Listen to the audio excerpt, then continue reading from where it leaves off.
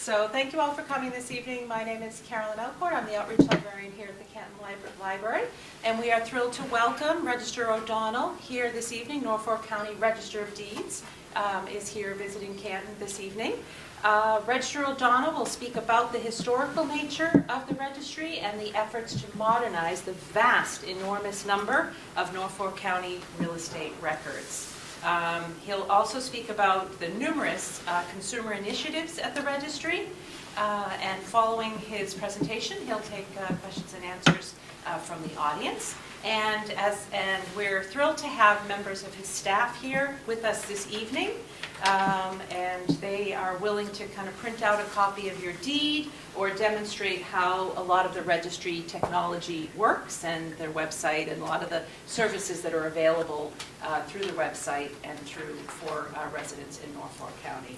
And this is a community outreach initiative this evening sponsored by the Norfolk County Register of Deeds. And it's Registrar O'Donnell's goal to provide a convenient way for residents in and around Norfolk County to learn more about how the registry serves Norfolk County residents while conducting registry businesses, closer to home. So here you are with you. They're kind of bringing the registry office here to you in Canton. So with that, join me in welcoming Registrar O'Donnell here in Canton. Great. Thank you, Carol.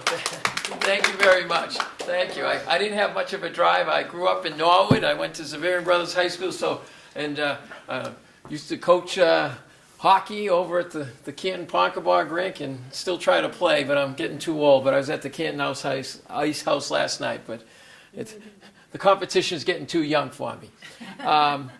But thank you, and again, thanks to Carolyn and the board, the Library Board of Trustees, and the Friends of the Canton Library.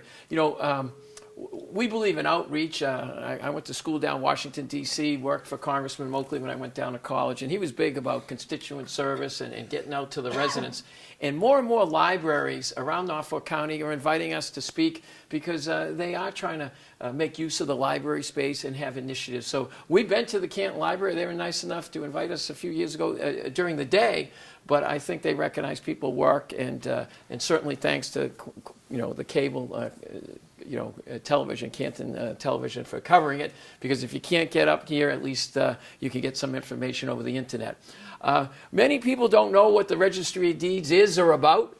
It's an arm of government many people don't know about, but I say it's an arm of government that many people might not know about. But when you think about it, the biggest asset that you deal with is your home.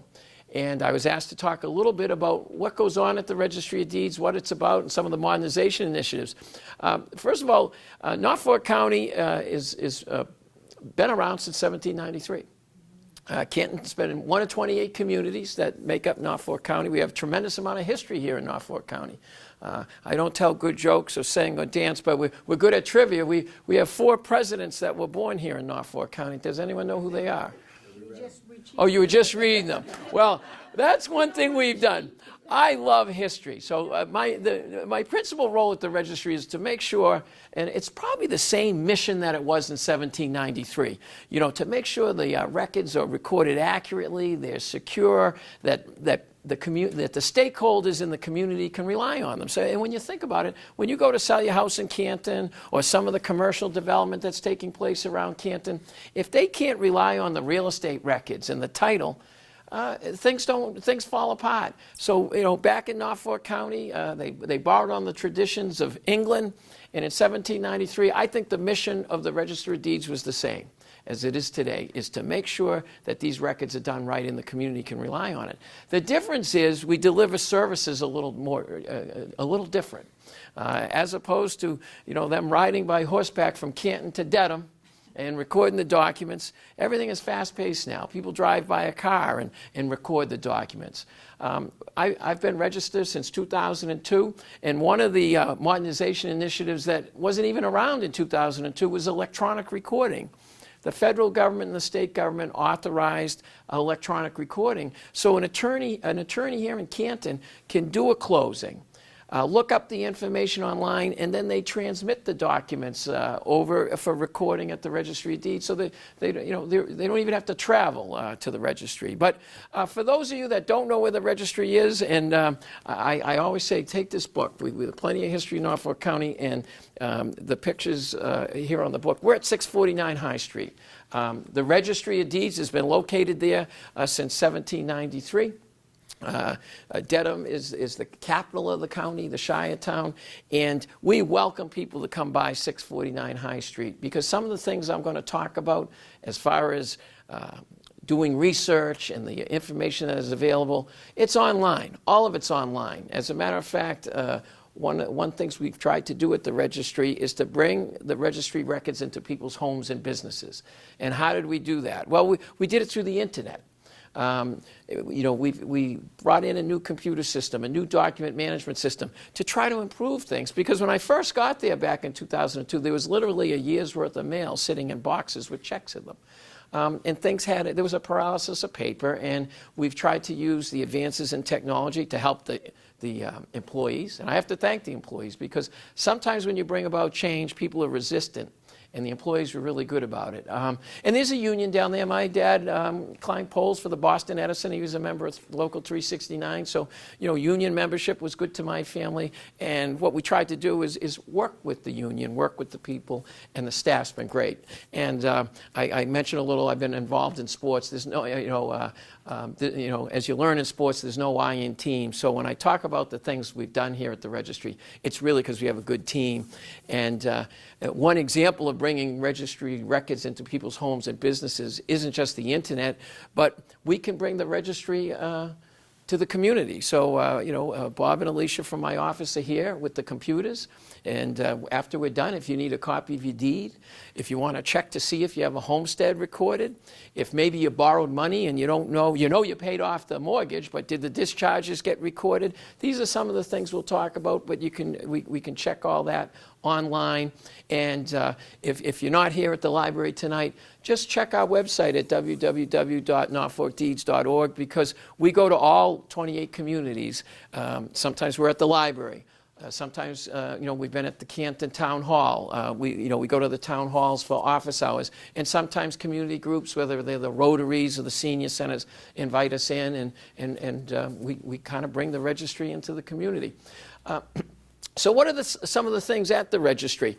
Well, the registry, when I say land records, all kinds of community land records get recorded there. Many of you, might have bought a house.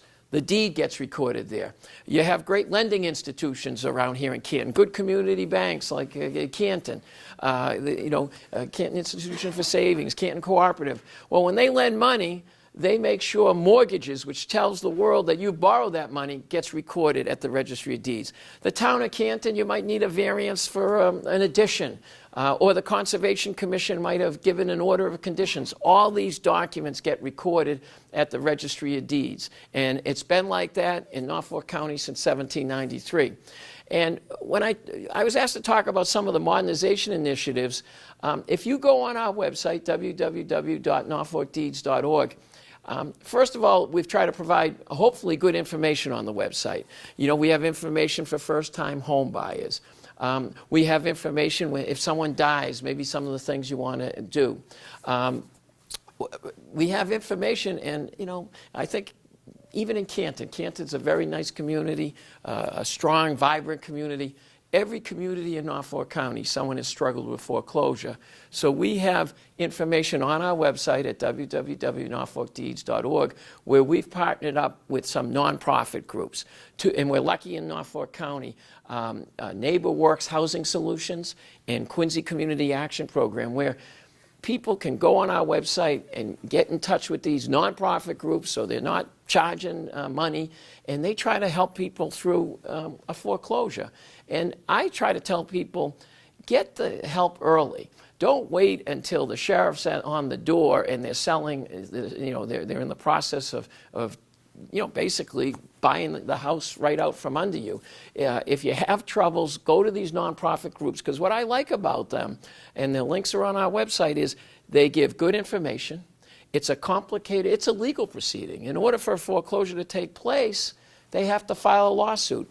And the only involvement of the Registry of Deeds is, and we started tracking all this when the foreclosure crisis happened back in 07, 08, is when lenders file a lawsuit. They have to do it in court when they foreclose on you, but they are required to file a notice to foreclose at the registry. So we started tracking this, and what we've done is to try to partner up with these nonprofit groups to get people some help when they're struggling with foreclosure. So these groups have a financial literacy part of their analysis too. They try to help people understand why they're in debt, maybe help them with credit cards. What I like about them too is they'll try to keep people in their house, but they also have that tough conversation with people as far as, hey, you know, you might want to take steps or have to take steps to transition to other forms of housing that you're not going to lose your house. So the best advice I can give to anyone that's in that, no one, sometimes when you have problems, you don't want to deal with it, get the help. There's help out there. And on our website, we also have links to the Attorney General's office, which has resources available. So when you go on our website, hopefully there's good information like that. But there's also the records are available. Now, please come by 649 High Street. We have over 50 computers sprinkled around the building that the public can use. So these documents, these computers aren't just for lawyers or title examiners or engineers. They're open to anyone. So if anybody comes by, you can use those computers and do research. But most people are pretty good on the computer now, and they can, you know, navigate it. And if you go to our website, you can actually do research. Now, you might not do as thorough research as the attorney or the title examiner that's certifying title and wants to make sure everything is perfect. But we see more and more people interested in what's been recorded in their name, or how many more, you know, my mortgages have been paid off. Are those discharges out there recorded? I think I recorded a homestead. I don't know. Now, you can look all this stuff up if you want. And if you go on our website, www.norfolkdeeds.org, you can look it up. And we have this green folder because one of the papers in here, it's a paper to our IT department. It's a manila form. So if you are on your computer and you're having some issues, and we have this document, it's on the right-hand side, Norfolk County Registry of Deeds online research guide. It has telephone numbers and emails, but telephone numbers to our IT department, and they can help you, because sometimes on the computers there's blocks and things like that. It's free access, so and you can view the images.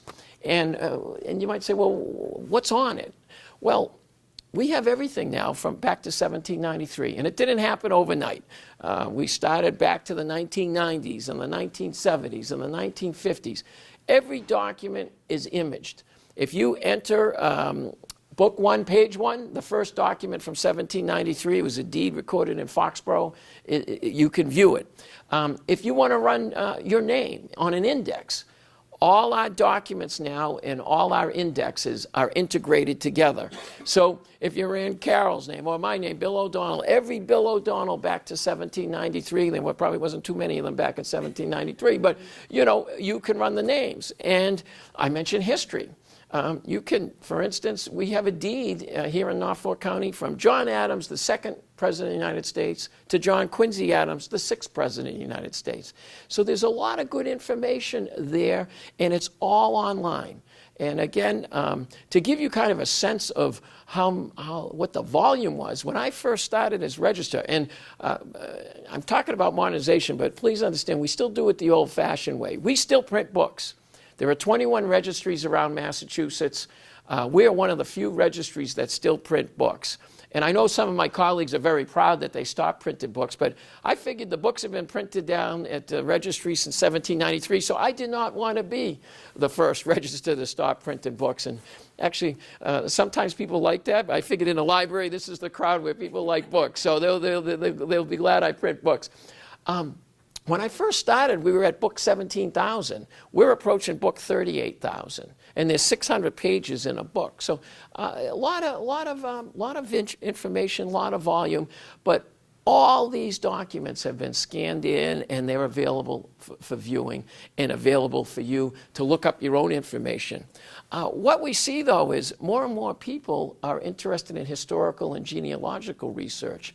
So one of the modernization initiatives was taking advantage of the website, taking advantage of all these initiatives and technologies, and getting all this information online. And there's over 8.5 million images that have been put online in all the indexes. And for you people that like history, we have put online the old indexes, which were all handwritten out, back in the day, as they say. But the good news is another project we did, another modernization initiative, from 1793 to 1900, all these documents were handwritten. So when they came in from Canton with the document, it looked like it was the person with the best handwriting. And ink must have been expensive and paper must have been expensive, because they sometimes would put 3 documents on a page, and we don't do that now. It's one document, and it's one page. We try to spread it out. Well, the scrivener would handwrite what the deed said and then hand it back, because there were no copy machines and scanning equipment. And one of the projects, I say I'm most proud of the fact that we use the advances in technology to get all this out on the internet, so that we have, for the first time in Norfolk County's history, internet land record research. I think it helps the businesses, but it also helps just regular folks that are interested in history and genealogical research. And one of the things we did is, from 1793 to 1900, all those documents were handwritten. We've transcribed those documents, and now over 450,000 documents. We started with deeds, we got the deeds done, and then we said, why don't we do it all? And one of the reasons we did it is, I really like history. I went to school down Washington, D.C. at Georgetown University, came back here to Boston College, but I enjoyed law, but I really kind of enjoyed history more, especially when you went to school down Washington, D.C. And there's plenty of history here in Norfolk County, and I thought it was hard for the history of what's recorded at the registry to come alive if you can't read it. And it's really hard to read because it was all handwritten. Now, when it's on the computer, you can zoom in and out and kind of really read it a little better. But what we did is we transcribed it, and in the back of one of these books, and these 2 books, one was done because we celebrated the 225th anniversary of Norfolk County. That was in 2018, and then we did another book because we fixed up the registry building at 649 High Street. It was built in 1903, a lovely old historic building that we've been fixing up and renovating, and we had a rededication in 2018. But in the second to last page, it says history comes alive, and what you can see is a typical what we're talking about. There is the handwritten document, and next to the handwritten document, in this case it's book 1, page 1, is the typed version. And we did it so people, even the lawyers were thrilled, the title examiners were thrilled, because principally the registry is about business, so it helps in business. It makes things easier, and we were sure to tell them that, look at us, we tried to type it out the best we can. The legal document is the handwritten one, so it's on you to rely on it. But more and more people are now doing, looking up historical research. For instance, there was a deed from John Adams, who was the 2nd President of the United States, to then the town of Quincy, giving land where John Hancock was born, and he was donating it to the town of Quincy so they could do things.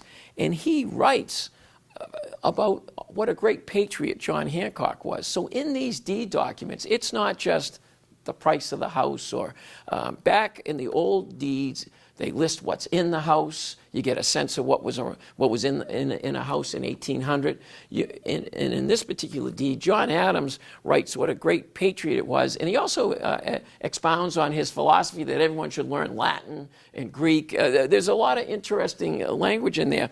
And what I'm especially proud of is, in doing this, there's a quote here from David McCulloch, who has written some books on Adams.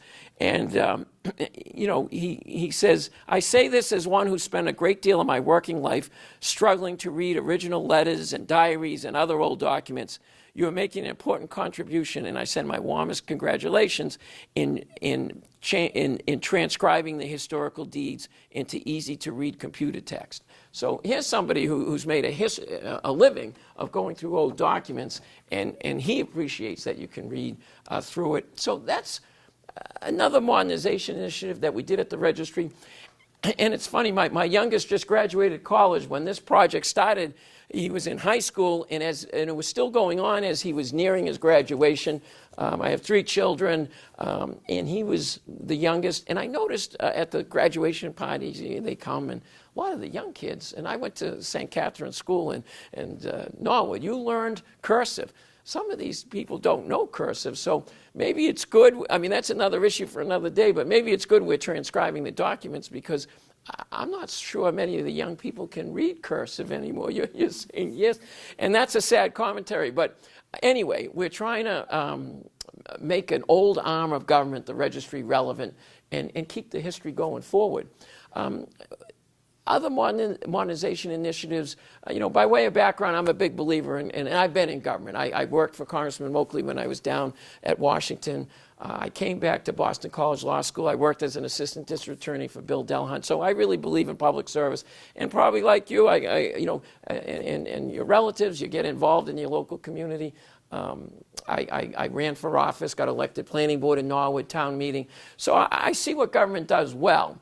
I'm very glad I was also in the private sector. I had my own law practice. It's like running a business with your partner. You got to pay bills, make sure vendors are paid, and you learn a lot when you're in the private sector. And that's what I've tried to do at the Registry of Deeds, is apply the notion that in public service, you should do what the residents want. You should do what the consumers want, what the users of the registry want. And I think we've done that. We've tried to deliver services in a modern way. But I think I've done that because I also have experiences in the private sector. And you learn. So I've tried to do that, is to learn and take some private sector applications and apply it to this arm of government. And just in the computers, just bringing those in, that was sort of a way of modernizing and trying to streamline and be efficient. And I think the staff works more efficiently now because of the technology we brought in. When I first got there, the whole notion of disaster recovery planning or business continuity planning really wasn't there at the registry. And you might say, well, what is that? Well, in the private sector, you have to protect the records. You have to think about what happens if something happens at 649 High Street, if this building shut down, or if there was some type of disaster, and I hope it doesn't happen. Well, here's some of the things we've done, at least to protect your records. First of all, by law, we have to microfilm. And I think that's good. A lot of people don't like microfilming. We have microfilmed every document and every index and pieces of paper, even all kinds of books that we've microfilmed, and by law we have to. And you might say, well, what good is that? Well, think about it. What happened in New Orleans not that long ago, or Houston? What happened to those? Wonder if that happened to Dedham, where there was a big flood, because we're near water there in Dedham, believe it or not, and all the records are wiped out. Well, at least the microfilm, you can recreate the registry. So I think that's a good form of disaster recovery. But because we have everything on the internet, we do backups daily and weekly, so that all that information that comes in and gets recorded, if your deed got recorded today, it's gotten backed up, and we send it to a renovated nuclear bunker, believe it or not, that Iron Mountain owns down in Rhode Island. So all that information is backed up, and we've tried to kind of take what I think goes on in the private sector and corporations and businesses. They protect their data, they protect their operations, and that's what we've done, and that's what we do every day.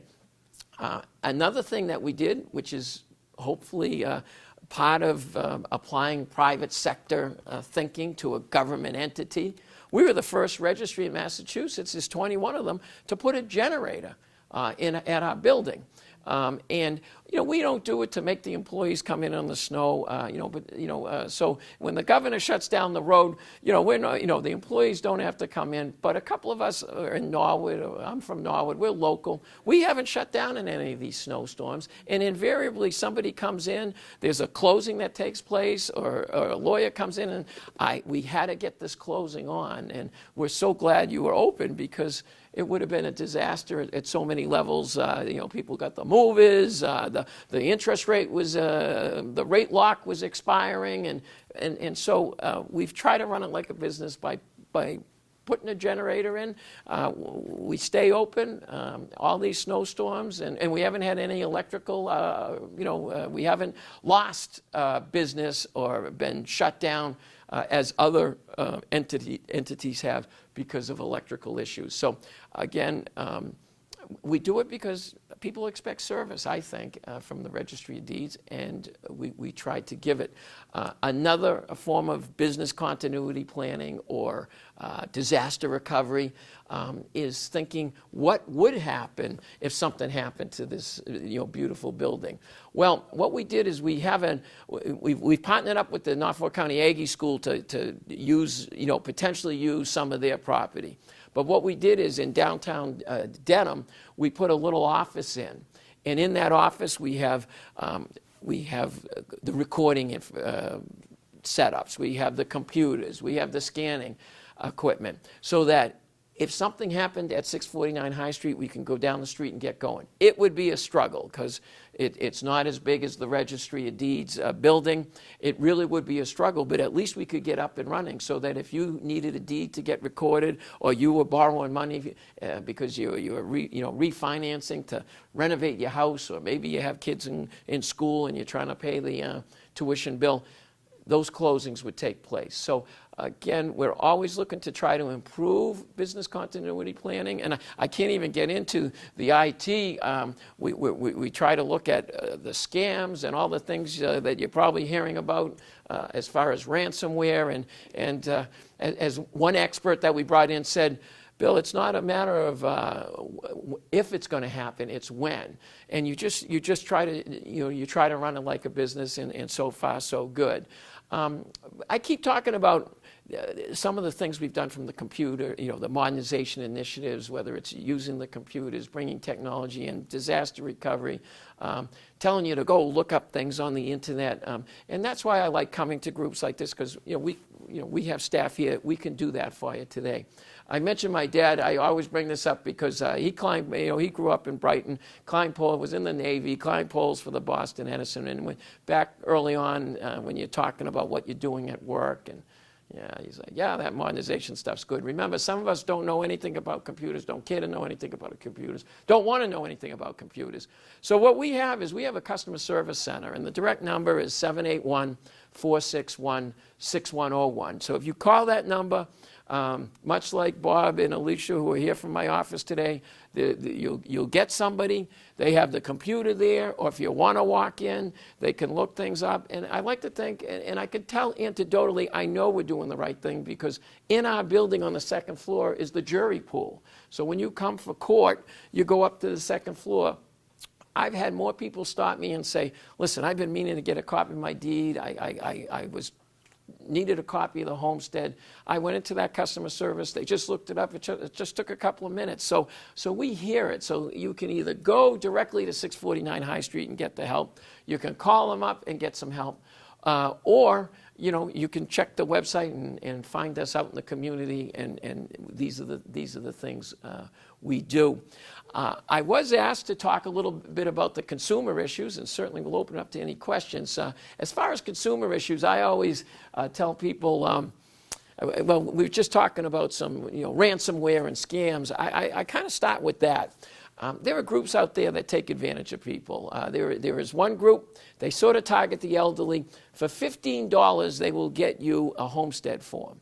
Now, if you know anyone getting that solicitation, please tell them not to fall for it. First of all, they don't even fill out your homestead form, and we'll get into what the homestead is and why you probably should have a homestead form. But don't pay someone $15 to get a blank form. Now, our green folders, we leave a lot of them around the library and the town hall. We actually include the forms here. And we'll get into what the homesteads are, but the forms are here and they're free. So don't be paying $15 for a blank form. Another scam, and there's an article in here. I always say it's a terrible title. No elected official wants to be in the Herald, but the Herald did the story, Dirty Deeds Not Done Cheap, and terrible title. But the point of the story was this, and they had a picture of me holding a couple of bucks. Not a good look, but it was to get the point out. There was a group for $60 they were soliciting people, sending people letters, referring them, and on their address, it was a Pennsylvania Avenue, Washington, D.C. address, which is the same place where the White House is. And they were soliciting people. They were trying to get people to their website. And it was a website, sometimes I kind of jokingly say, you would think you couldn't get up in the morning unless you had a certified copy of your deed. Now, if you're type A like me, it's good to have a certified copy of your deed, but they were really scaring people, saying, oh, you know, your kids can't get into school, local schools, unless you need a certified copy of your deed. And for those of you out there in the audience, you know, if you go to sell your house, the professionals, the real estate brokers, the title examiners, the lawyers, they'll look all this information up. They'll find out what your deed is or where your deed is. But if you want a copy, you know, what we were trying to tell people, and the Herald did it, was don't pay $60 when, if you come here tonight, we'll give you a certified copy of your deed free. It usually costs $1 a page. Most deeds are $2. That's why they had me holding the $2. To make the point, don't pay $60 for something that you could get for $2, or at these community events, we certify your deed for free. And the reason why we should talk about it even tonight is not only did the Boston Herald do a story, WBZ Radio has done a story, and it's still happening, it's still repeating. And again, we've written to the past Attorney General, the new Attorney General, the Secretary of State, and I get their position. I'm an attorney. It's legal. It may be legal, but I think it's unconscionable that they take advantage of people like this. And I know both the Attorney General's office and the Secretary of State's office has sent out consumer alerts telling people. So the best news and the best way to get even, and that's why we got to thank the cable television here in Canton, is spread the word to your friends and neighbors.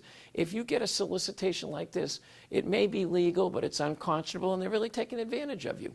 And the only reason I mention it is there's a new group out there now. And at least this group for $60 got you a certified copy of your deed. You know, they came to the registry to do it. Come to us directly. You know, get rid of the middleman.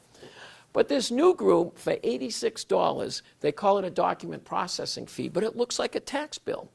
And a lot of lawyers are really upset because you know, I'm an attorney, you know, they call up the Bar Association, they say, wow, I have clients that think I didn't do my job. They're getting these solicitations and they think I missed something. And it looks like a tax bill. And you know how people are. Oh, it looks like a tax bill. And in fine print, and that's why it's legal. There's always in fine print the things you can't read, you know, that says it's a solicitation or an ad. But these people think, oh, I must have missed something. And they write the check for $86. So this scam is still going. And what makes it even worse is they don't even certify the copy of your deed. They just get a copy of it. And they give you other information that they probably got free on the Town of Canton website. They get what the assessed value of your house is, what the tax rate is. So a lot of this information is free anyway. So don't be paying $86. And Hank Philippi Ryan came to the registry and did a TV spot on this because somebody out in the town of Millis wrote to her, call me Hank and all that, and said, hey, I got this solicitation and it's not right. And so even though we've been publicizing this and it's been out there, it still happens. So I think it's always good for the consumer to learn about scams or ways people are trying to take advantage of people. Don't get taken advantage of. And just tell your friends and neighbors. That's the best way to get even so it doesn't happen to them. As far as other consumer issues, I'll bring up mortgage discharges. I mentioned I have 3 children. We all have to borrow money. And, and when you borrow money, the bank is going to make sure they get paid. And that's why they record those mortgages. And one of the reasons they record the mortgage is to make sure they're going to get paid. And what I've tried to tell people is make sure when you pay that mortgage off that there's a mortgage discharge. Now, the reason I'm mentioning this now is not to get everybody worried, but it happens. And invariably, when I talk about mortgage discharges, people start glossing over. But I always have someone come up to me afterwards and say, I went through that, and I wish someone told me about it. And you're right, it's not as easy as you think. Now, you got good community banks, and a lot of the towns have good community banks. If you borrow money, and we see it at the registry, in office hours, people come in and say, I have to get a mortgage discharge. What is it? And sometimes, they're trying to get their closing going, and they said, I got a call from the attorney. It's a title problem. They need to get these mortgage discharges. What is it? Well, here's what it is. The mortgage discharge is a 1 or 2 page document that tells the world that you paid that off. Now, the poor person that comes to office hours or to the, you see it at the registry, they're like, I paid that off. I paid that off 20 years ago. Well, you might have, but the document never got to the registry to be recorded. And the consumer is right. The lawyer that was involved probably should have done it. The bank probably should have done it. I know the bigger banks didn't follow the rules as much as the community banks. Most community banks made sure this stuff was done. And believe me, if you borrow money from a community bank and you paid it off 20 years ago, the beauty of the community bank is you get good customer service. I'm a big believer in community banking. I'm not such a big believer in all these big banks because people forget in the recession of 2007, 2008, 2009 that some of the bigger banks don't follow the rules, and sometimes they've really haven't done as good a job of assisting the consumers in this regard. So when you go to the smaller community bank, the beauty is they'll look it up. The vice president's probably around the corner. They'll get you that discharge. They'll say, yeah, you're right. You paid it off 15 years ago. Here's the discharge, that 1 or 2 page document. Oh, we'll go get the vice president to sign it. And then you just got to get it to the registry and get it recorded. Now, the reason why I was kind of hard on the bigger banks, because that's what you see. And what we've done, we have it on our website, and we have it in the green folder here. Where has my bank gone? Because a lot of people forget banks went out of business. Some banks definitely went out of business in the 1990s. Other banks have merged, become something else. So these links, they are federal and state contact information. And also a link to the FDIC. It helps you track down where has my bank gone. So that's the first thing, is to find out if you have a mortgage and you're like, what? Union Warren. I'm from Norwood. I remember having an account at Union Warren. Who has Union Warren become? I think it's Citizens. I wouldn't bet the world on it, but you can look that information up. So you as the customer who's trying to chase this mortgage discharge, you got to first find out what entity is out there that took over my old bank. And then when you go there, you just have to get that person that's going to give you good customer service. You got to just get to that person that's going to help you out. And sometimes in the bigger banks, that's what's the hard part. But it's not an insurmountable problem, and I don't tell people to have them get worried about it. But don't you think you should, first of all, use our computer on your own to check to see if your mortgages, we've all borrowed money, have they been discharged? And that's why Bob and Alicia are here. We have our computers. We can do that for you here tonight at the library. So if they've been discharged, great, but you got to check on it. And I don't do this to worry people. It's just if you go to sell your house, you'd rather know about this and start working on it now, as opposed to getting that call 3 days before the closing when the attorney says, hey, I need these discharges. Or if you're going to refinance, and I know the rates are low now, but in some past era, the rates were going up, and there were rate locks, and if you didn't close during that rate lock, you were going to pay the higher rate. Well, you don't want not having a mortgage discharge to complicate your closing. So I know the banks and the title examiners and the lawyers probably should have gotten these discharges recorded, but it's your property, so the person that's going to pay the price for the discharge not being recorded is you. So try to do that. And in fairness, sometimes even the bigger banks sent the discharges out to people. When you paid off your mortgage, you get that note, you get all this paperwork. And sometimes it just wasn't clear, and they actually sent you a discharge. Because we've done office hours, and people have come in, and I said, do you mind if I go through your paperwork? Because they had all paperwork. And sure enough, there's a discharge, 20 years old there. Well, it's still legal. It's an original. And we just, they're going to pay a filing fee, which is set by the state legislature, and we take it back to the registry to get it recorded. And if you've borrowed money, some people think, oh, I have an equity line, but that's not a mortgage. It really is. You might not even have used it, but if you're not using it, if you've closed it out in your mind, you probably should get the the mortgage discharge and close it out. Because we've seen that at office hours where someone says, oh, that equity line, that's not even my bank anymore. I have another equity line. And we're like, you might want to go back to that lending institution and make sure you get the discharge for that. Because when you go to sell your house, you know, you closed it out in your mind, but it didn't get closed out to the world with a mortgage discharge. So that's just a little consumer tip that you might want to consider. And certainly tonight we can check your mortgages, and if you know what mortgages have been paid off, we can do that and go from there. Another consumer issue I was asked to talk about was the homestead. It means many things in different states. In Massachusetts, it's written in Chapter 188. It allows a person to declare an estate a homestead. Well, what does that mean? Well, I always try to tell people what it doesn't mean. You could declare an estate a homestead, but if you don't pay your mortgages, we talked about, the bank could foreclose on you. So it's not going to help you there. And we're in the town of Canton. If you don't pay the town of Canton their taxes, they can take your property by tax title. So most people say, well, why do I need to have a homestead? What's the benefit of a homestead? And I always give an example, and the example is this. Most of us probably drove here to your beautiful library tonight, and we think we have a lot of insurance on our car. Maybe we have $100,000 worth of insurance on our car. We hit somebody in a crosswalk, suddenly there's a $400,000 case because that party was injured.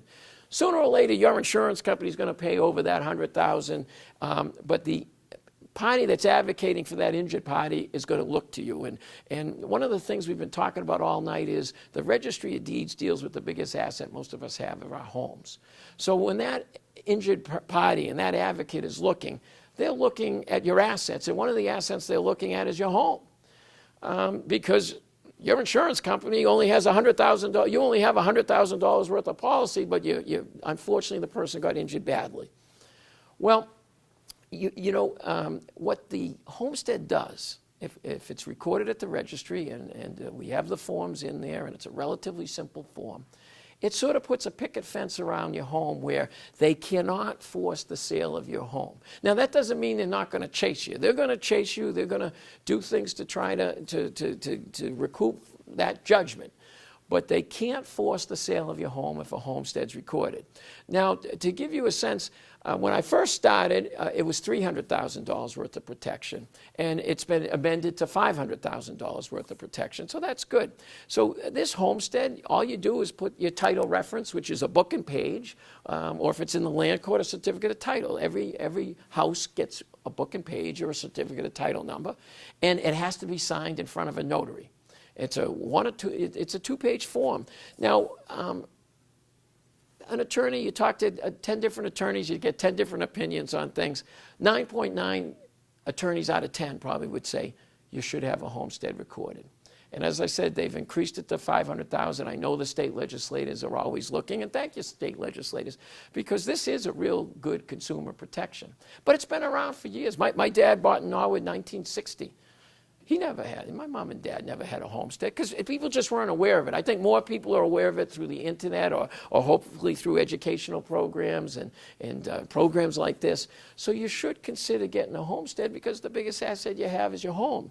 And some of the other little things that are in the homestead, if you have it recorded at the Registry of Deeds, you go to sell your house. You get some proceeds of the sale of the house. If you have a homestead recorded at the registry, those creditors can't swoop in and get the proceeds of your house. Again, for a limited period of time, 1 year. But that's a little benefit of having a homestead besides that picket fence preventing the forced sale.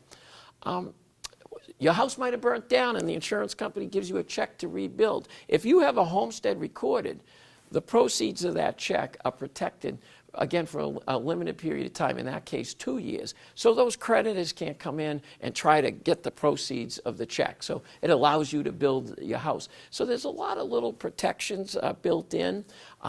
The legislature, again, they define elderly as 62 and above. There's an elderly homestead. And they also put in that, that you can put it in trust. That if the property's in trust, depending who the beneficiaries are, depending on what the trustee can represent, you can now put a homestead on even though the property's in trust. And that was a nice move by the legislature. I think they recognize consumers want to protect their property. And it goes back to, there was a case in the land court that said only individuals can record homesteads, and a trust isn't an individual. So they were trying to reflect trying to make things a little easier and a little better for consumers.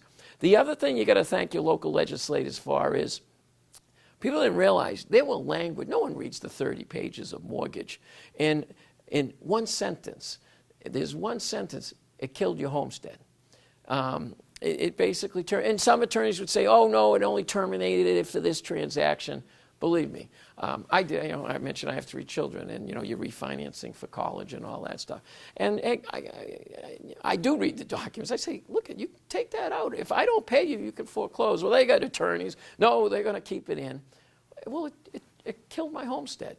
Now, what I did, I didn't have anyone chasing me. I wasn't a lawsuit, but I didn't want something 20 years from now, some creditor to say, if I ever had troubles, hey, when you refinanced back when your children were at that age, you terminated your homestead, so you don't have homestead protection. So when I refinanced, I recorded another homestead. The filing fee, which is relatively modest compared to the filing fees, and they recently went up because of the legislature's trying to get more money for the Consumer Preservation Act. They kept the homestead at $36. So that's a relatively modest filing fee compared to some of the other ones. And I think they kept it like that because they know it's a good thing for the consumer. So for $36, I wasn't going to have somebody say that my homestead wasn't valid, so I recorded it again.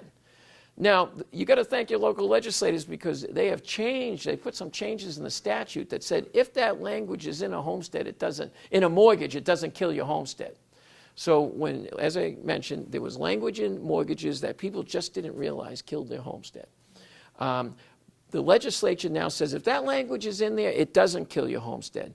But that language was effective March 16th, 2011. So I always tell people, if you did some stuff before March 16th, 2011, you might want to check. But after March 16th, 2011, if you put a homestead on after March 16th, 2011, and you refinanced and it had that language in, your homestead's still good, so you don't have to worry about it. But it's just something. And again, when we go to office hours or come out to the library here tonight, that's another thing we can check for you, because people, we can look and say, oh, look at the homestead, and invariably this is what happens.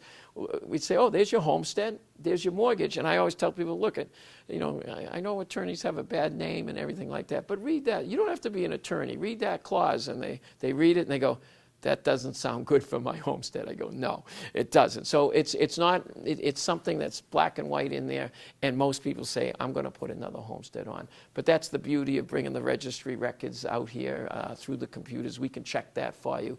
And, it's just something to be aware of, because you'd hate to think, oh, I got a homestead, and not realize that it's been kind of terminated in that regard. And the only other thing, and I keep saying thank you local legislators, because there are groups out there that don't want the consumers to have a right to a homestead. They want they want debts covered, and I get that. They want to be paid, but I think it's good that the house, your principal asset, is protected. And for the first time in Massachusetts history, there's an automatic homestead, but it's only worth $125,000, and it gets divided up depending on how many people have the homestead. So thank you, local legislators, for putting that in, because there was never a homestead unless you recorded it. And now there's an automatic homestead. But to my way of thinking, for $36, I'd rather get the extra protections that we just talked about and get that extra $500,000 worth of protection. And I always tell people, and I know Canton, I know there are properties worth more than $500,000. My experience, at least what I saw at court, the judges know that. The judges know what the intent of the statute is. So if some house is even worth more than $1 million, and you're going, what good is me having a $500,000 homestead? The judges aren't going to split the house. They realize the intent of the law is to keep people in their homes. So because we get that question a lot, and lucky people, we have houses that are worth that much, but a homestead's going to protect it, because the practical side of the homestead is the courts realize why the homestead was put into place, and it wasn't to split a house in half because it's worth more than $500,000. So it's well worth doing. I don't know if anyone has any questions or yes. Just one. There's the advertising on TV about people stealing titles. Well, it's using it to finance. Yes, and that's interesting because I've heard these ads now, and it sounds good, and I'm not making any judgment on the ads, but I'm glad you asked that question because we were the first registry in Massachusetts to do a consumer notification service. So if you go to our website, www.norfolkdeeds.org, you can actually sign up for a consumer notification service. And we've had about 1,100 residents do it, and it'd be nice to have more, but that's up to them. And the reason we developed the consumer notification service, to the point of your question, is the FBI says that the fastest growing white-collar crime is property fraud and mortgage fraud. So how does the consumer notification service that we did here in Norfolk County work? You sign up. I've signed up myself, so well, we can walk you through it. Sure, you sign up on it online, and what it does is anytime a document gets recorded in the name of William O'Donnell, I get an email. As a matter of fact, the system is so sensitive, even if we're doing some back indexing projects, I get an email. Now, I'm William Patrick O'Donnell, William P. O'Donnell. I've gotten emails, hey, a document in the name of William J. O'Donnell that gives the information. I go on the computer, I look it up. It's not, I know it's not me, it's William J., but I just do it. And I don't find it inconvenient to get that email. I know some people might. But I'm back to my way of thinking. The biggest asset most of us have are our homes, and people, there's a whole other world out there that we're not aware of. I haven't seen it in Norfolk County, but it's happened in Philadelphia, it's happened out west, where there's been property and mortgage fraud. So how does this email work? Well, there could be a time when I get that email, and I'm going to look at it and go, wait a minute. That's the deed to my house. I did not sign that. Or that's a mortgage on my property, but I didn't sign that, or my wife didn't sign it. Now, I always tell people our consumer notification service does not prevent the fraud. It doesn't.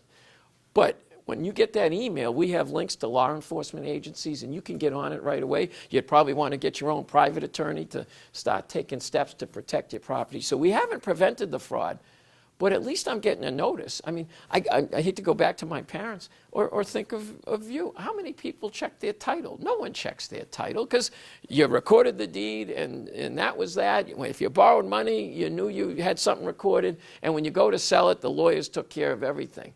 Well, now we live in a little crazier world, a world that takes it. We talked about the little scams.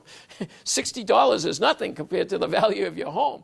And that's what I think we have to watch out for. So I don't make any judgment. I've heard those ads on the radio. They've been on lately. And we do have a free service. So at least, maybe maybe I should have come up with that. But I don't know how much they charge. All I know is we have a free notification service. And it doesn't prevent the fraud, but you can get on it right away, and you get that alert. And you will get some emails. I get some emails. Like I say, it's William O'Donnell, but it's not me. And I don't mind that. I think it's a small price to pay to make sure that nothing nefarious or bad is happening to my title. It might be worth just starting with the free service. I make no judgments on what I hear on the radio, but that notification gives you a heads up. It gives you a heads up. It doesn't prevent the fraud. freezing your credit. It gives you a heads up that something, especially if you realize, wait a minute, that's That my happens right away, deed. correct? Yes, so when it gets recorded, everything's instantaneous. So when documents get recorded at the registry, and that was the beauty that I mentioned how we brought in the new computer system, new document management system. It's instantaneous recording. So, and that's why the lawyers like it when they send the documents in from Canton. It gets recorded. It's instantaneous. When I mentioned there was a year's worth of mail when I first got there, mail comes in, it's all on. We run it like a business. There's all the documents are there. So if you get an email, and it's you, that means it's your document, then you do something. We didn't prevent the fraud, but now you can get on it, and you're hearing those stories on the radio where people are saying, What exactly are they doing, these criminals? well, some people are taken out, and some of it to me is sloppiness but I've seen it with some of the bigger banks. Some of the bigger banks send the documents in. The old days when I was an attorney, where you would do a title, when you're doing a closing, you made sure the papers, you went to the registry and made sure it got instantaneously recorded. Some of these bigger banks just send the mortgages in, and people are using that as an advantage. They'll try to get the title, so it's in a different name, and they go out and borrow on it, because it's their house, and there's been some scams with mortgage payoffs, and what they're trying to do is use your asset to take whatever equity is out of it, borrow money against it, and just be criminal about it, and it's something that people should be aware of. Again, I haven't seen it in Norfolk County, but it's coming, because if it's happening across the country, it's only a matter of time. You should add that to your flyers, that's available. Yeah, we have it. I just we definitely will. That's a good suggestion, and it's something I'm glad you asked, because that's probably one of the most important modernization initiatives that we've done recently. And again, it's trying to make the Registry of Deeds relevant to what's going on. As I said, it is an arm of government many people might not know about, but we try to do things to make it relevant to what's going on in society now. One of the guys that says, "I'm from the government, I'm here to help you." I hope so. Well, we do try to help, and I have a good staff. We try to help people out, and that's what it is. Yeah. You mentioned there was an elderly Homestead Act. Is that any different from the regular Homestead Act? Well, they define elderly as 62 and above, and there are some the $500,000 protection. There's some thought process that if both people sign it, they each get $500,000. Whereas when my wife and I bought the house, it's just $500,000. So and there's some other indications of stacking, almost like giving you more coverage. So the elderly is defined. It's to me really that each person over 62 now gets $500,000. So it's just there's some argument that kind of gives you even more protection. And one thing I didn't point out, and I should have, when the homestead went up from $300,000 to $500,000, or if the legislature decides to increase that, in the past they've allowed you to get the benefits of the increase without having to redo the homestead. So if your homestead is recorded and it's valid, you don't have to keep recording it. So it's a one-time thing. It's not like car insurance or house insurance where each year you got to pay. So if there are any changes to the statute, as long as you have a valid homestead, the interpretation or the practice of the state legislature has been to allow you to keep getting the benefits of that. Yeah, that's great. And again, please take the books. There's a lot of great history. And in fact, I mentioned the 4 presidents, but the person we picked in Canton in this book, we try to pick a person, and some of them were modern. I still try to run. I met a lady who was an astronaut when I ran the Falmouth Road Race, Sunita Williams, who grew up in Needham, and she went into space. But in Canton, we went a little further back because Paul Revere. Paul Revere was an American patriot, and again, we have the deed, and I know there's a lot of work getting done over there. So we did that, and we did that for each town. There's some interesting. Did you know there was a Grizzly Adams, and he lived in Medway? There was a real Grizzly Adams, and I hate to pick on Needham, but Allie Raisman,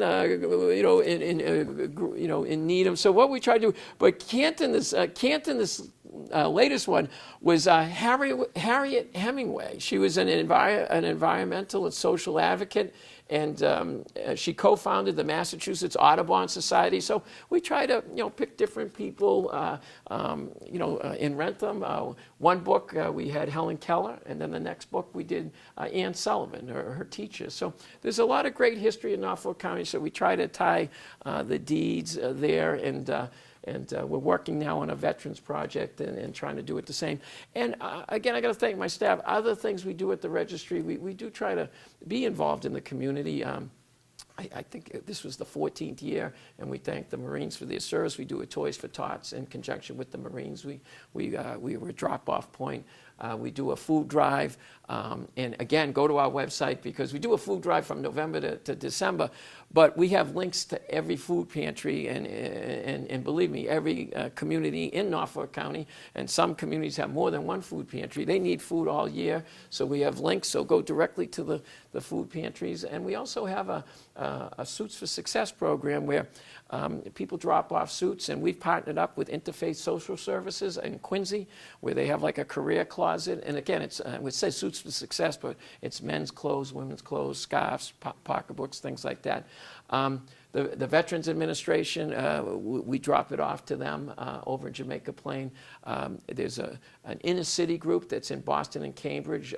They try to address inner city crime through working out, but some of the people need clothes. They try to get them for interviews and things like that, and we do it there. I'm sure we're trying to partner up with a few other groups. Father Bill's Place at Mainspring. So people drop off the clothes, and at times it's in our plan room. It looks like Filene's basement. I know I'm dating myself when I say Filene's basement, but the suits go out, the clothes go out for good success. So we've done a lot of things at the registry to try to be socially aware, and I got to thank the staff and also the residents of Norfolk County that helped donate. And I know people from Canton have been very generous in donations. So we do that. But if there's any questions, we'll stay around. We've got the computers. Oh, yes, you have a question? Sure. So let's say if a house was a homestead before a person was 62, so do they need to go through the process again? I always tell people, at least you have it. What we see happen, and the big thing is to get the homestead. And I recognize $36 is $36. But we see a lot of people, once they go over 62, both of them do it, to be an elderly. But the good news is at least you have the homestead and you're protected. And hopefully you never need the homestead. Most people don't. But we see more and more people feeling like, well, if I'm over 62, why don't we both do it? $36, Yeah. I was just thinking, is this required? Yeah, it's not required, but it's a good thing to do. And we've seen more and more people doing that at the homestead. So, they're doing it for a reason. But yeah, good question. But again, we'll stay. We'll take some questions. If you want to look things up on the computers, that'll be great. But thanks for having me. We really enjoyed it. And thank you. Thanks for your attention. Oh, we haven't. Well, thank you. It was great. Well, thank you.